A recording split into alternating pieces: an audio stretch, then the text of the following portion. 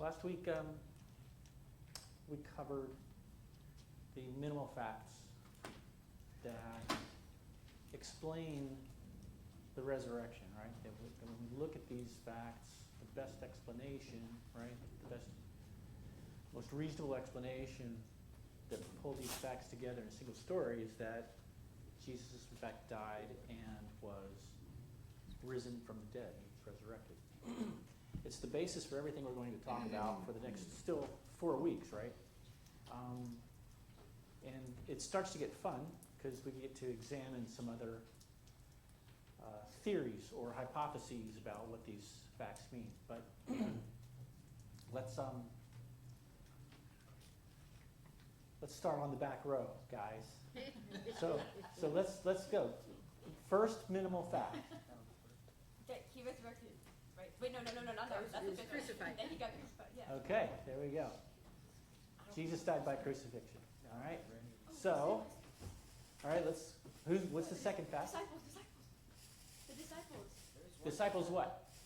One of them believed. I don't remember. You got half the Riley. You got the first half right. The disciples what? That they saw it.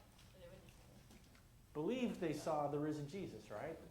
Right. And the key word here is when we talk about the scholars, at least half of whom are not Christian believers. The key word in these facts is that they believed they saw the risen Jesus. They're not saying, yes, they absolutely saw the risen Jesus. If they go that far, they have to become Christian if they're going to follow their proper reasoning, right? Third fact. Talk loud, BJ. It's a really big room. Paul saw, he believed. Bingo, right? And who's the next guy? James. James. And James is who? Is James a disciple? His brother. Oh, no. Yes, James, the brother of Yeah. Jesus, Never mind. right? And the final fact. He resurrected. Well, the tomb was empty. Oh. The conclusion is, wow, the best explanation is that Jesus is resurrected, right? And that if Jesus is resurrected, we can make the claim that Christianity is true, okay? So that's our starting point. But like I said, it starts to get kind of fun because now we can argue with those who object, and none of the objectors are present. So we can basically fillet their arguments and not have to debate them in present. So there's two kinds of objections that we would typically encounter in any kind of a debating situation. One is called a priori or in advance, where before any of the data is evaluated, they simply disagree. They're not even going to look at anything, or they may require some more information before choosing to look at and evaluate your argument. More common is that which is called a posteriori, right? So these are terms that get thrown at you in kind of a philosophy class, right? But after the data is presented, it's absolutely possible to reach different conclusions, right? You get the exact same data sitting in front of you, you evaluate it, you reason through it, and you come to different conclusions. For example, you could wake up in the morning, look out your front window, and see that your yard is wet, your driveway is wet. You can come to more than one conclusion as to why that's true. Maybe it rained last night, or maybe your water system sprinkled your yard all night long, right? So there's absolutely nothing wrong with coming to a different conclusion, unless it's the wrong conclusion, right? That's a different topic of conversation. All right. There we go. Now, the a priori objection, fall again. Yeah. Is I'm going to fall again. Start a streak. Right, so these, from a philosophical or historical perspective, are going to look for more supporting evidence in advance of considering the data that's being evaluated right in front of you, right? And there's nothing wrong with that, right? So, for example, if you're going to start your argument with Jesus was crucified, there's a block of people that are going to insist, you got to prove to me that Jesus existed before we even talk about his crucifixion, right? And so again, there's nothing wrong with that. That's a reasonable thing to do. What is not reasonable is to simply discard the data as inaccurate, as unbelievable, as unacceptable before you even look at the data. This brings in, preconceptions. This a priori beliefs, so to speak, right? So this is really common in defending Christianity. It's coming across folks who bring presuppositions into the conversation. And it presupposes, of course, you bring your own belief in advance. It's your bedrock of thought that something is not possible, something is not true, nothing you can say or do can take me off of this piece of bedrock, right? And here's the most classic presupposition that we encounter, basically, is that, gosh, miracles are not possible, right? If anybody reads the Bible, they're going to encounter miracles. Old Testament miracles, New Testament miracles. There's a class that we should do on miracles, honestly. I forget the count. I think it's like in the neighborhood of between 250 and 300 miracles in the Bible. And they only occur basically about 3 or 4 times, right? Moses, the miracles of Moses, miracles of Elijah and Elisha, miracles of Jesus, and the disciples, right? Paul threw down a couple of the miracles here and there, as well as Peter and John. And the purpose behind the miracles is to affirm the messenger, right? This person is a representative of God in this moment in time, in this point of history. But if you don't think miracles are possible, you're not going to even consider the possibilities that can happen, right? What this shows is when somebody talks like this, it's a bias against supernaturalism. It's a belief that only natural things can happen, the things that we see day to day, right? The sun rises every day. That's not a miracle. That's just natural. If I drop this, nothing magical about that, nothing miraculous about that. Gravity is a natural event. And it exposes these people's belief system or worldview to be that would be called materialism, right? The world is material.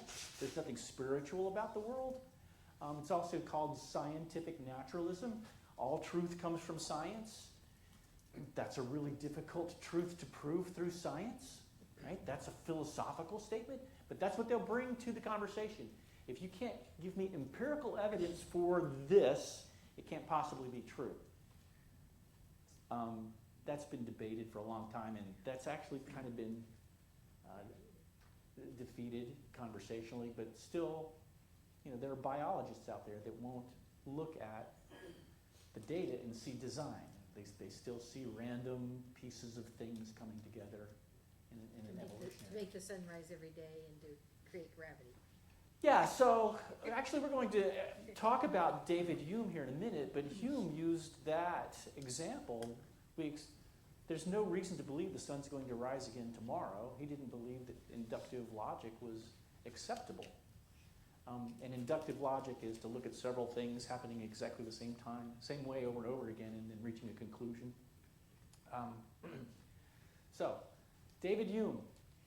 Are there anybody take philosophy at any time? Yeah, neither did I until it became interesting in seminary. Oh, that's right. You guys are taking philosophy at Founders, right? Do you know David Hume? Sadly. This guy has had a lot more influence in your life than you might imagine, because he's kind of a precursor to Kant and severe skepticism. Now, he is a philosopher from Scotland during the Enlightenment period in the 1700s. The only reason I remember the year he died is because it's the same year the country was founded here, right? So he died in 1776. He was not a very successful writer, but then he kind of got into philosophy, and had a lot of influence over UK thought and beliefs. And his main claim to fame in our conversations is that he absolutely insists that miracles are not possible. And it has informed all secular philosophies since then. We're gonna kind of beat him up a little bit here, right? This is his statement in his words, right? Miracles are a violation of the laws of nature. Nothing is esteemed a miracle if it ever happens in the common course of nature, right? The sun rising is not a miracle. That's the common course of nature. There's got to be a uniform experience against miraculous events. Otherwise, that event would not merit that appellation. Fancy word, that event would not be named a miracle, right? So maybe it's easier to talk about this if we put it in an argument that's closer to the language we speak. So if we break the argument down, we can say a miracle is by definition a rare occurrence. Anybody disagree with that one? If it happened every day, nobody would care, right? So a miracle is going to be rare. So there's nothing wrong with that. We can agree with that. Natural law is a description of a regular occurrence, and he's calling the things that happen like this, things, trees now, budding leaves and stuff like that, natural law. But these are natural events, so it's a regular occurrence. We see it all the time. There's nothing to think that is incredibly special, that spring comes when it does, that the leaves fall in the autumn, and things like that. Evidence for the regular, or the natural, is always greater than that for the rare. And what he's expressing is that we see regular things every day, all day long. Rare events are simply rare. They don't happen as often as normal things do, right? Wise persons always base their belief on the greater evidence. All right, so anybody want to disagree with any of these yet? That one. You would disagree with everything. You're not like me. Hold on. Okay. Well, we're gonna beat these up. Isn't that a fallacy? Which one? The bottom one? Not really. No. There's no fallacy in that. It might be wrong, but there's no logical fallacy in that. I think circumstances, because you can have like a famine or something, and then that occurrence is gonna not be every day, like the leaves might not bloom. So then later on, when they do, then that is a miracle. I don't know if that makes sense. Birth It makes sense. I might disagree with you.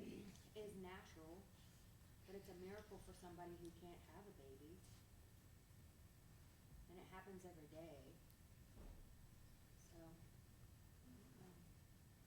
That could drive us into a really long conversation. But, I mean, biologically, women are designed to give birth. So even though a unique woman has difficulty conceiving, in the end, when it happens, it is a psychological miracle, but probably not a physical miracle, right? I would disagree. Okay. Because I have been in a doctor's office and I have said, oh, this follicle is perfect.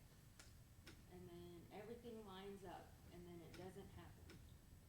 So then when it does happen, it was a miracle. And then, because I think it was when it was supposed to be. And it all lined up. Okay. Let's get to the conclusion of Hume's argument. TF is therefore. So therefore, It's some speed, yes. a wise person should never believe in miracles. Now, here's the thing. This argument is pretty easily defeated. And in 2 or 3 places, we're not going to look at all of them. We're just going to look at probably the most obvious ones. So premise 3 read, evidence for the regular is always greater than that for the rare. So the question to ask is the evidence greater? What do y'all No. think? No, it's more abundant, Ooh. but I don't know that Yeah. it's greater. That's how you. You took define philosophy greater. classes. No, I didn't. You've heard the argument. Yeah. You are 100% correct, right? Hume's adding up all these regular events around the world, comparing that to the number of fewer events, and simply saying, look at all of this regular stuff that we see. This stuff that hardly ever, never happens, it just doesn't happen. It can't be a miracle, right? So, we've explained his error, right? You beat me to the punch. Wow, I just saved 2 minutes, right? But he's not looking at any evidence. That's the biggest part of this argument, right? He's not looking at any of the evidence for the rare. He's just saying it's so ridiculous. I'm not even going to consider it because I don't trust the person who's telling me. And we're not going to chase that down. But part of his argument is the person who's telling you that this miracle happened has to be someone of upstanding character, highly educated, this and that, and he really runs down the people who make miracle claims. Right, good. We got that one covered. So this is an a priori rejection, right up front, saying nope, not going to happen, never going to happen, can't happen. This is a rejection because he's not looking at the evidence. So let's talk about the conclusion. We can challenge the conclusion too, especially since we've already destroyed one of the premises on which the conclusion is built. A wise person should never believe in miracles. All right, so let's handle the comedy first. We're going to ignore the insult that Hume makes to every person who thinks that miracles are possible, because he's just called you stupid. And he's kind of a He called you arrogant guy. Uneducated. Educated. He gets a little rude. Uneducated, yeah. He gets a little rude. But what's the error in his conclusion? How do you define a wise person? Well, he gives that definition, actually. Oh, yeah. Did you go to Oxford? All right, he's from Scotland. Did you go That's to his such and such? Oh, okay. Anybody else? They should never believe in miracles. You're closer to what he's saying, right? He concludes that if you are wise, you shouldn't believe in miracles, but he doesn't reach the conclusion that miracles are impossible. And that's the argument that he's making. As an a priori rejection. That small number is more valuable than the vast amount of evidence he's Yes. defined. And it goes back to his complete rejection of inductive reasoning. Does this happen over and over and over again? Do miracles happen over again? No. If they did, it wouldn't be a miracle. I mean, he's in a circular argument. Yeah. Um, Go ahead. so that's the problem. He doesn't, even in his argument, he doesn't say miracles are impossible. He just says you shouldn't believe in miracles.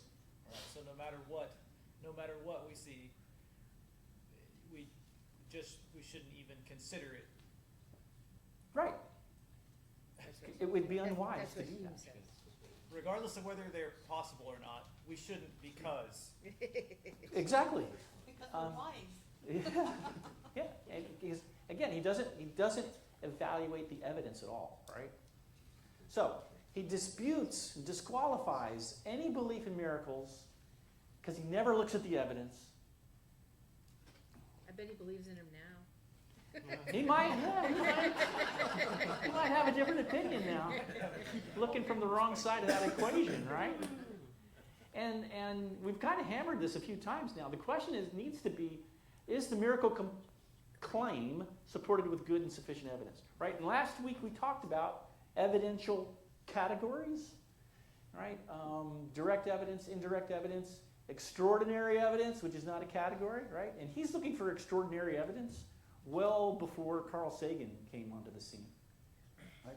So this is all philosophy. None of this is anything biblical or not. So let's answer him with somebody that we trust a little bit more. Right? So C.S. Lewis reminds us that when we talk to folks, you got to have good philosophy because you have to be able to answer bad philosophy. Right?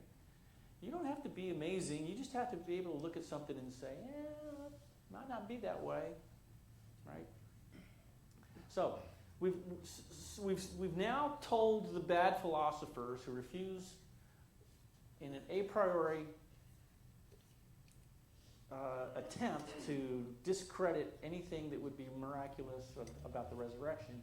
We've set that aside. Yep, you're wrong, right? Your premises are bad. Your conclusion is not even to the argument you're making. Now then, we can look at some other objections, right? So a posteriori objections. These are the guys who we looked across the street, we saw water on the ground. Is it rainfall? Is it a sprinkler system, right? There's nothing wrong with this, right? The case has been presented. They've seen the evidence, they reviewed it, analyzed it, reasoned through it. But they've come to a different conclusion. So there are going to be people who challenge the conclusion that we reach, which is the resurrection occurred. It's a reasonable conclusion. So we're going to beat these down. We're not going to read through them, but this is our world. This in these conversations, Jesus died. The disciples believed they saw risen Jesus. Paul, James, brother of Jesus, believed, and then we have an empty tomb at the end that needs to be explained.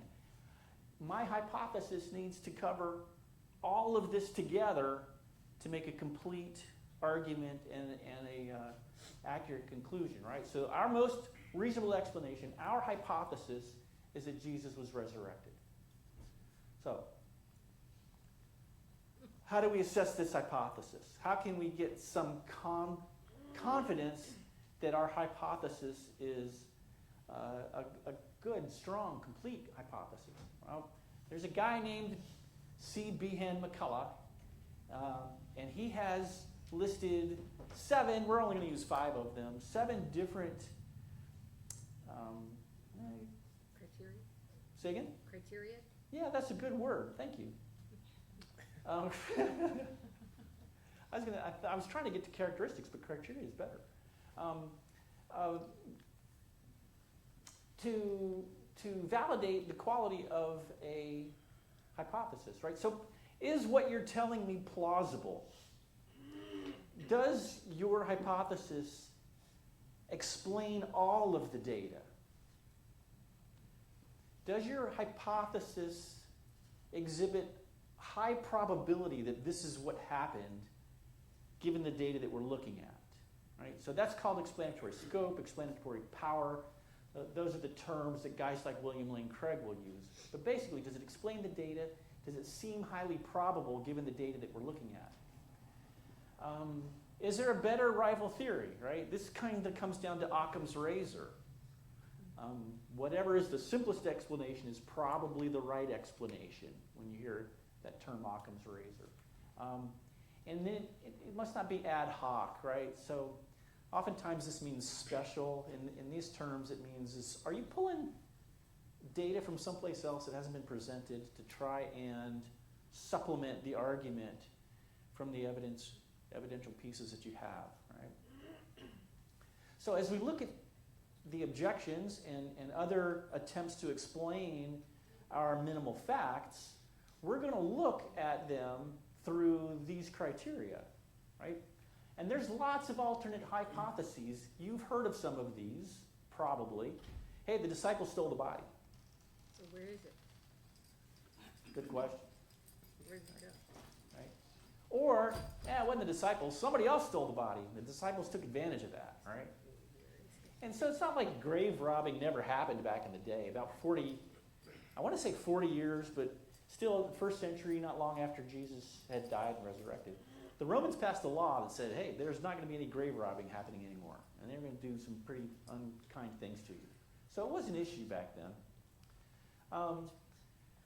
This is a good one. Jesus did not really die, right? Casually, it's called the swoon theory. Formally, it's called the apparent death theory. He apparently died on the cross, but he didn't really.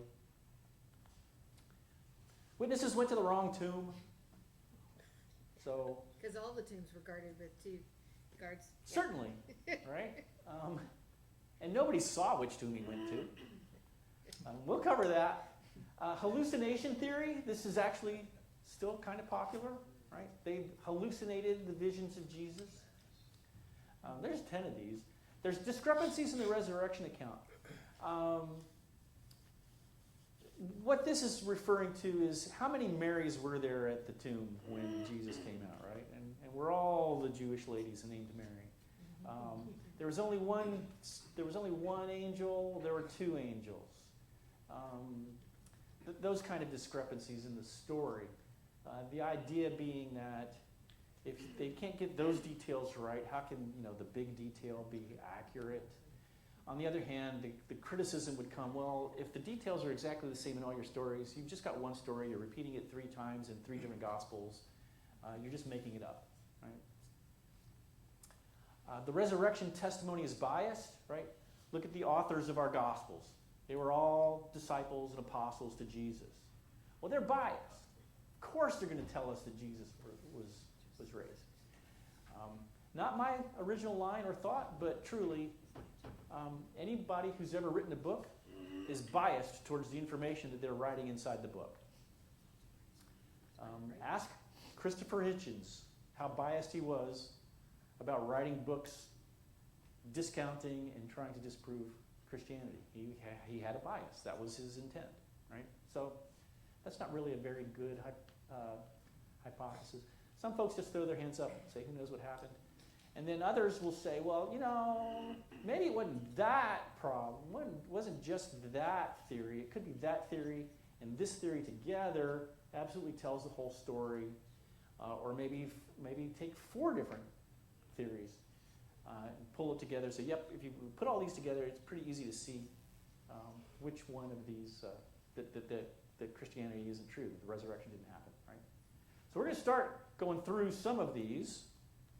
And we're going to start with swoon theory.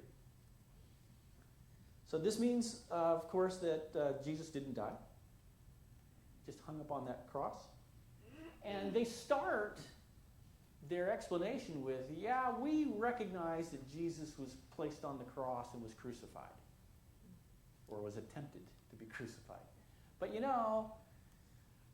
we got people who we think they're dead, and after 5 hours they wake back up and continue along their lives. Couldn't that have happened 2,000 years ago? Yeah, that's plausible. That could be right.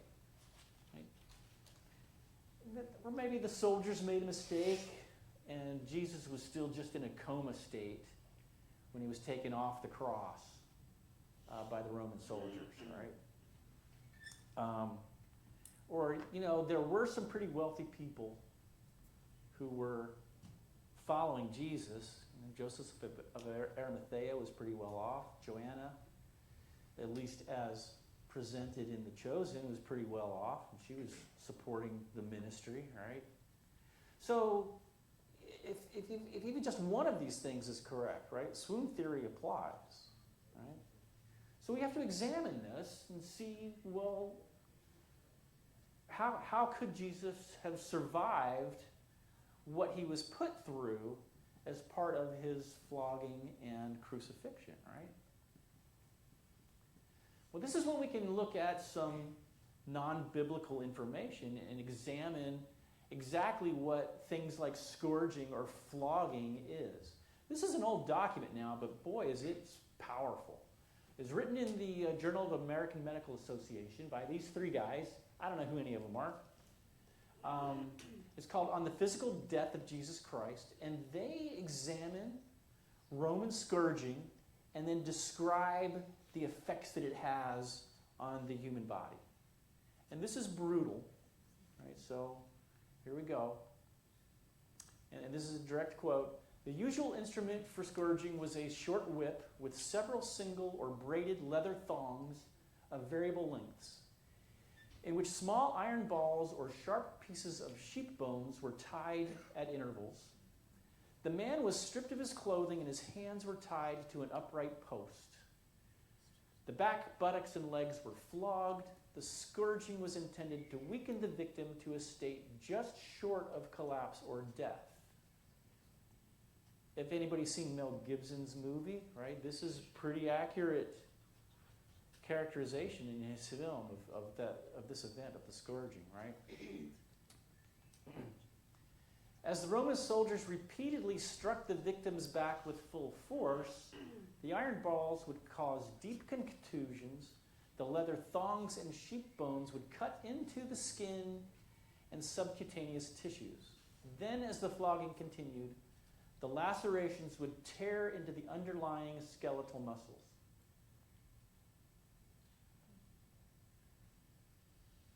I can't imagine anybody living through that, given the way Roman soldiers. Right, so it's all this guy's back, up and down, through here, down his legs, ripped open, bleeding, excruciating pain, probably in massive shock condition. Maybe helps block out the pain to some degree. But that's our starting point before being placed on the cross. I'm already darn near dead. So there's our scourging conversation. What generally happened after somebody was scourged? I honestly don't know. I would imagine you're not going to be able to just kind of walk away from You that. can't sit. You can't sit. You're going to be weak, walking, kind of huddled, perhaps fainting, I would imagine would be pretty normal. And they just drag them to a cell, maybe, or someplace where they were, if they weren't. Which the crucifixion became. Well, as part of the process of crucifixion, that happened first. So it was, carry the beam and Automatic. Nobody was ever just scourged, punished, and then left. They died. probably. Because they didn't clean that whip. No one's cleaned the whip, Yeah. right? They're infected. Yeah. Open air. Yeah. Well, we have the evidence of Paul being Yeah. scourged during his missionary and That's then true. complaining that, Yeah. hey, I'm a citizen, where's my trial? Yeah. But those were numbered. I don't know if the Romans numbered. The Jews numbered, right? They would go up to 40. And they might not have used, now, I'm speaking in speculation, they might not have used the sheep bones and the iron balls and stuff like that. It might have been just a whipping. But yeah. Those are good questions. Was scourging common before crucifixion all the time? And if so, is it to allow the crucifixion, the person to die quicker? Probably is part of the, first of all, the penalty. You did bad things. Caesar hates you, and we're going to show you how much Caesar hates you. And then certainly a preparation to bring death faster. Because and I think it's included in here, crucifixion wasn't a fast way of killing somebody, right? People would be on the cross for several days, 3 or 4 days before finally submitting to death. Because imagine, and I'll avoid jumping forward a little bit, but you can imagine what it felt like to be like this on the cross, and your back up against the wood, right? So we have the scourging. We follow the scourging with crucifixion. We saw this last week. Crucifixion actually happened. This is an ankle bone with an iron nail through it from the Israeli Museum in Jerusalem. It is the first evidence, I think, that's been found that confirms crucifixion in the area of Judea during first century Judaism. So, the interesting thing about crucifixion is that the victims die by asphyxiation. There's nothing else that's happening to them. Nobody's prompting death. They're just hanging there waiting to die. There's a significant amount of pain standing on your nailed feet. And to alleviate that pain, right, they kind of slump and hang instead of standing. So hanging removes the pain from your feet, but it makes it really hard to breathe. So in order to breathe, when you finally need to breathe, you step up, take a breath, slump down. Now, going back to what I almost offered, right? So you've got the cross, you got your backside, Every time you go up and down, that's excruciating pain too. So it's torture to the worst possible degree. Eventually you get too tired, you can't stand back up to get your breath, and you asphyxiate. You cannot breathe, you die. Now, the challenge in telling somebody that, well, maybe he didn't die on the cross is that the Romans, the soldiers, were expert killers. Well, and death was their result if it didn't happen. I mean, they were That too. the soldiers would be killed if they didn't do their job correctly. That too. Absolutely. So they've done hundreds of these executions. They knew what dead people on a cross looked like. They deemed him dead, and Scripture reports that they deemed him dead Yes. already. Yes. If the Roman soldiers got impatient, they would simply break the victim's leg so he couldn't stand up and catch the next breath.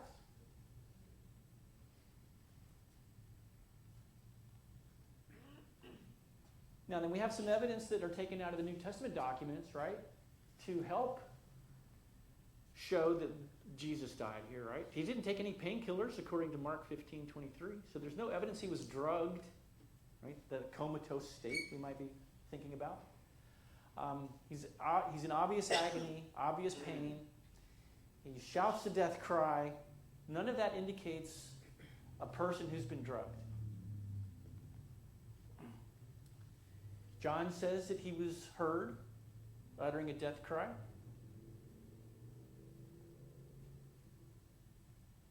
He was pierced. Blood and water poured out. An indisputable medical sign of death. Goes into the perineum.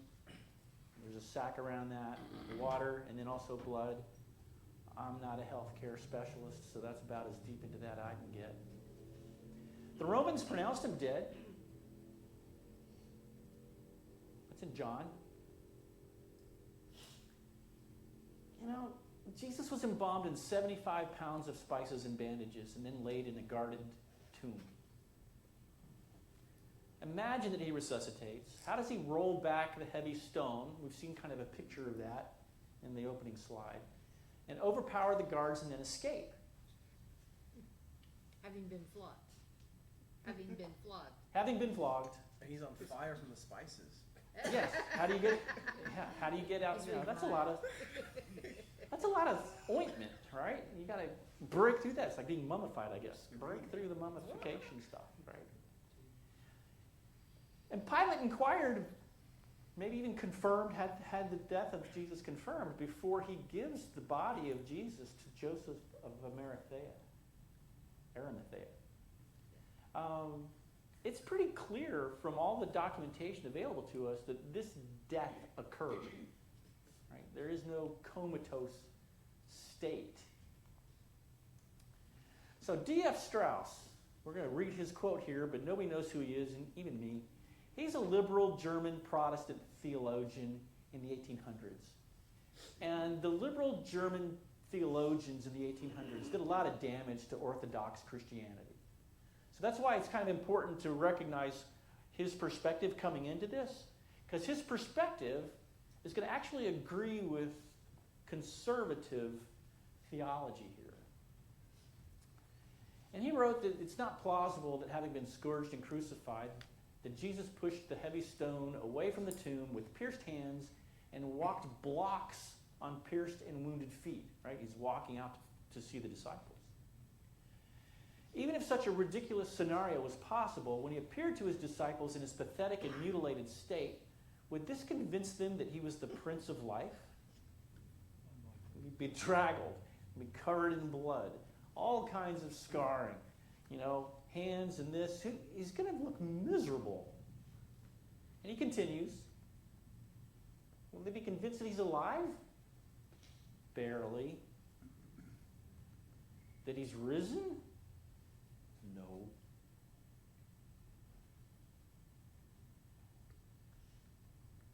So when we evaluate the swoon theory, we ask these kinds of questions. Is it plausible? And maybe at the surface level, it's kind of plausible. Does it explain all of the data? Does it sound highly probable? Is there a better theory?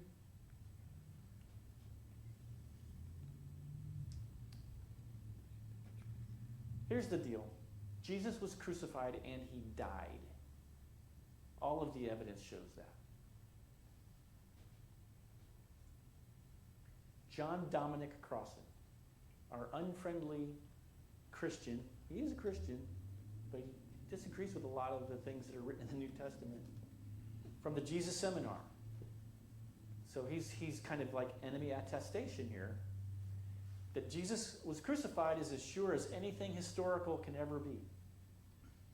So Jesus died.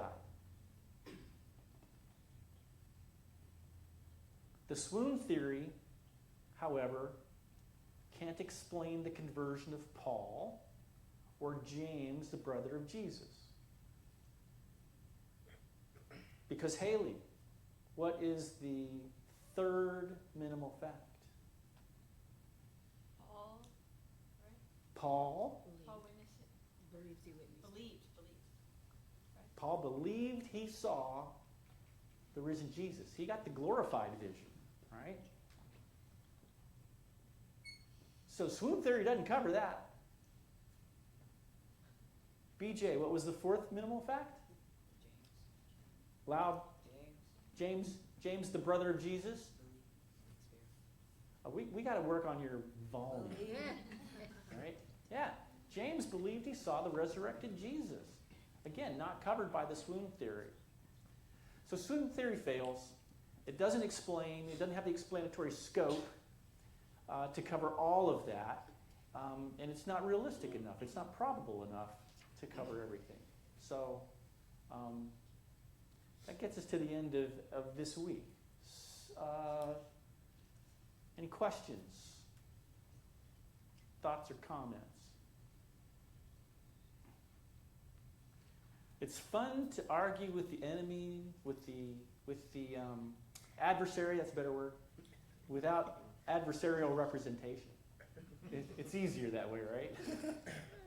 But that's what we'll be doing for the next couple of weeks, right? We're going to go through wrong tomb theory. We're going to go through delusions and hallucinations.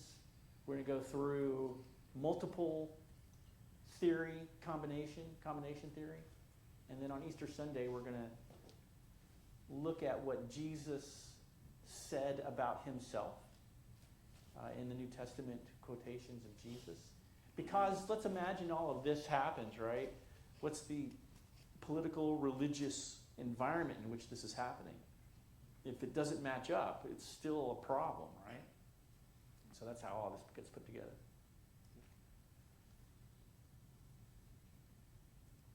All right. Well, thanks, y'all.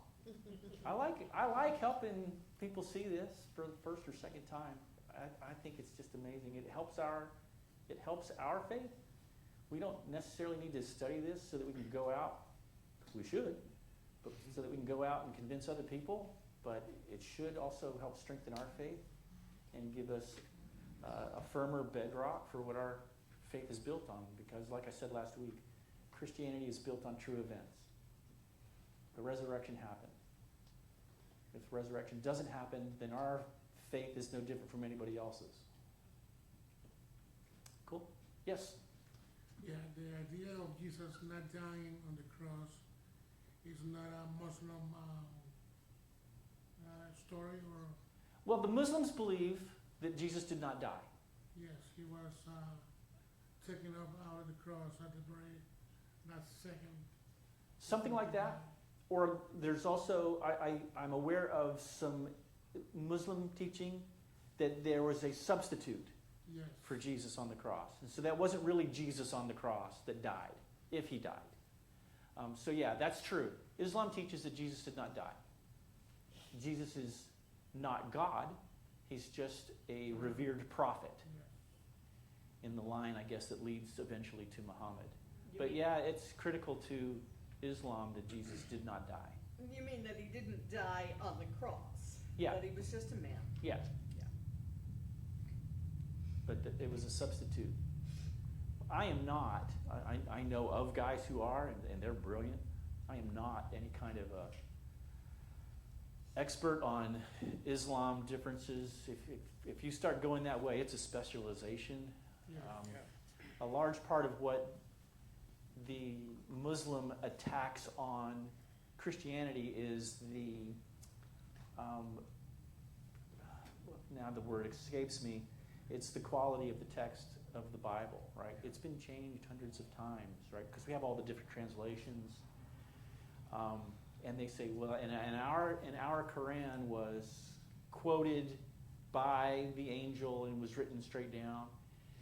And so that's where they make their argument primarily in terms of Christianity can't be true because their documentation has been changed hundreds of times over the centuries.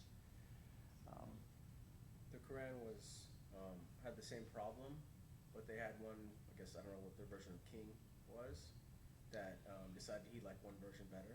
Yeah, there's a couple. So he killed all the other followers of the other versions. So Yeah. they just took them all out. There's lots of problems Yeah. with their argument. Some of it also has to do with how long it was after Muhammad's death before all of this stuff was written down, right? The New Testament documents were written within 30 to 40 years after, with the exception of John, 30 to 40 years after Jesus' death and resurrection. There is a good argument that's been made by scholars that even John was written in advance of AD 70. I forget what that particular tidbit of data is that shows that, but most people think that John was written around 80 AD. That's a good question. Yeah, it's true. There are the Muslim religious scholars will deny that Jesus died on the cross. There's actually a lot of really good apologists who tackle just primarily Muslims. And Oh they're yeah, great. absolutely. Tons of great videos on YouTube and stuff. So David, what's his name from West Virginia? I'll- David, I'll- what's I'll his name find- from West Virginia who lives in New York? I'll find some. He's the guy to go to. Do you remember his last name? Qureshi's friend, Karashi's friend. Oh yeah. Young, not Young, I don't know. Yeah. What's his name?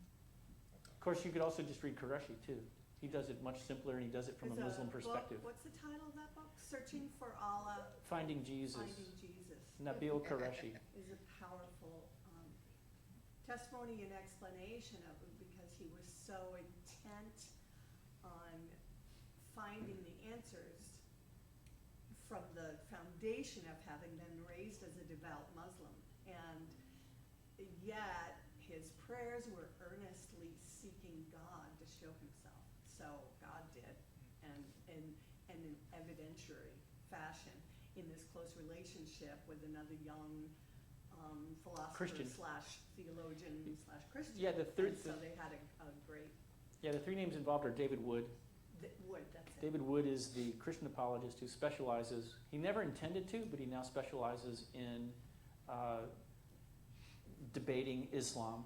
And Michael Licona, who contributes a lot of the information that I'm using, but he was their college, for lack of a better term, college youth group leader that helped Qureshi come to Christ through reason and evidence. And what we're looking at is evidentiary style apologetics. There's 2 or 3 different styles of apologetics. This is an evidentiary approach. We have evidence for the resurrection. If you agree that this is true, you have to agree with the conclusion. Now go learn all the rest of what Christianity is. It's kind of the approach to evidentiary. But yeah, David Wood, if you're interested in how Islam aligns and does not align with Christianity, he's the guy I would recommend. For a Muslim facing apologist, Sam Shaman, he does a lot of YouTube videos and debates with other Muslims and so Yeah, there's a few. There's pretty good. probably several. I've met David Wood. I just would just go right to him because one, he's funny, and two, he's really smart. Yeah. All right. It's about 5 till.